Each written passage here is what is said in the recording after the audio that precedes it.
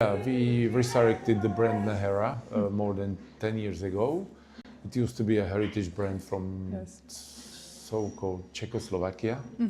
I'm talking about the Czechoslovakia from 20s and 30s of last century, in between the two world wars. And, I'm come from creative industry, from creative business, and we wanted to expand within this business, so we were looking for something using universal language, which design is. Yes. And the substrate must be could be either furniture or glass or fashion apparel, and we have chosen apparel. Regarding the designs, is it only you who's kind of overlooking the entire creative process, or is there a small team at Nehera who's kind of working on the designs themselves, also on the sketches and I'm things not like working on the design of clothes. As I mentioned, I resurrected the brand. Yeah. Right now, the managing director, who is also collection director, is overlooking the whole process. And then we have the head designer governing the team of designers. We do have visual director. We have sales and marketing director. So we are a structured team. Yeah.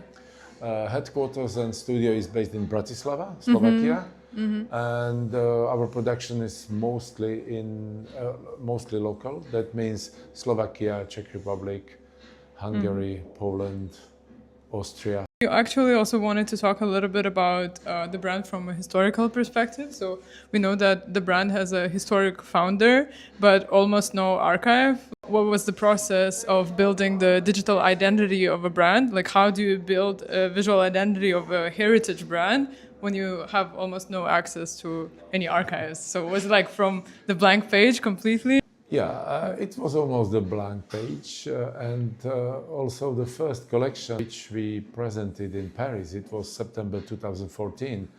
The name was Blank Canvas, reflecting these facts of matter. I came to this brand, it was mid of 90s, in the small museum of trade. And I was impressed by what the original founder, I mean Jan Nehera, was able to create in 30s and 40s of last century, because it was business fully vertically integrated, and he expanded the vast retail network of more than 130 retail shops. We are talking about the 40s of last century, and started to expand to Scandinavia and to Africa, etc. Then, unfortunately, Second World War stopped him. I wanted to know more, but I didn't find anything, any company, any archive, any information about Nehera. Then I tried to register the brand. I succeeded for one company, for one country, but it was registered with different companies in different countries. So, and we consolidated it later, and in 2014 we came with the first collection here in Paris. What must never change at Nehera? What do you think is the kind of DNA that should always stay there? Because you see the house went through so many transformations. DNA is comprising three bullet points. First is functional comfort, second is tailoring, and third is diversity. Can also to derive other important points, pockets. That's very important, because pockets mean functionality, they mean comfort. We have pockets on all the garments. So pockets are the sign of our functional comfort. Then it's sustainability, but not just in ecological meaning, but also in social meaning and economical meaning. It's very important that we produce in different size of companies, even not just big factories, but also small workshops, quite often owned by ladies. They are with not full families, let's say, so we provide them stability in their businesses. Do you work with any French workshops and with French ateliers here in France, or not at all? No, right now, no. We used to work regarding the leather or regarding the accessories. Right now we are collaborating only with one French company. They help us with designing the bags and accessories and also with the production of bags and accessories, but we produce them in Spain. Is the goal for Nehera is to stay kind of cult as a cult brand, a niche brand, or is the goal to kind of grow it into something a lot bigger, like to become one of these empire brands, let's say? Me personally, I'm not afraid of hundreds of millions. No, Okay. I can handle it. But on the other hand, we are not thinking in this paradigm. We want to be sustainable. Yeah. It means also, unnecessarily, it means also a certain size of the business. So we need to grow.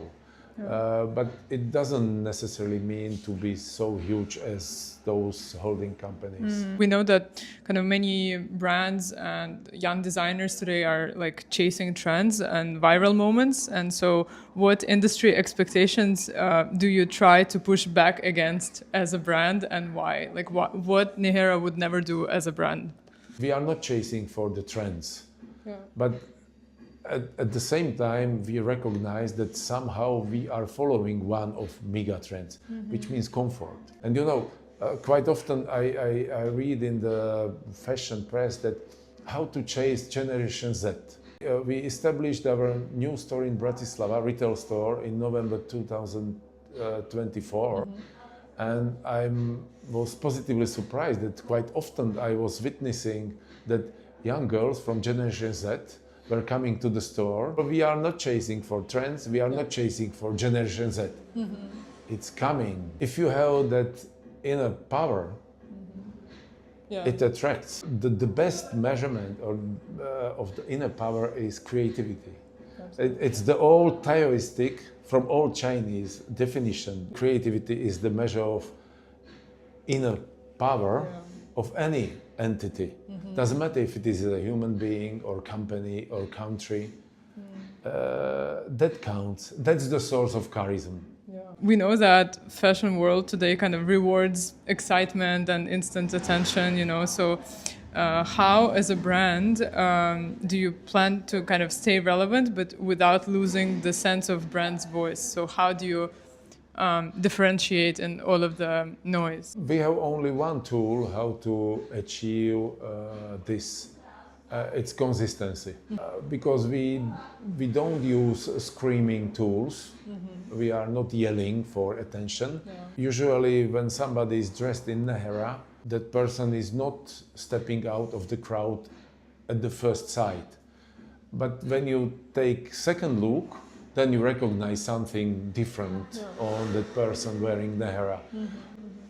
That's our intention, to be the provider of the style for somebody who wants to emphasize, underline their personality. That's also, by the way, the main message of this collection, because the main inspiration is Agnes Martin, the French-Canadian painter.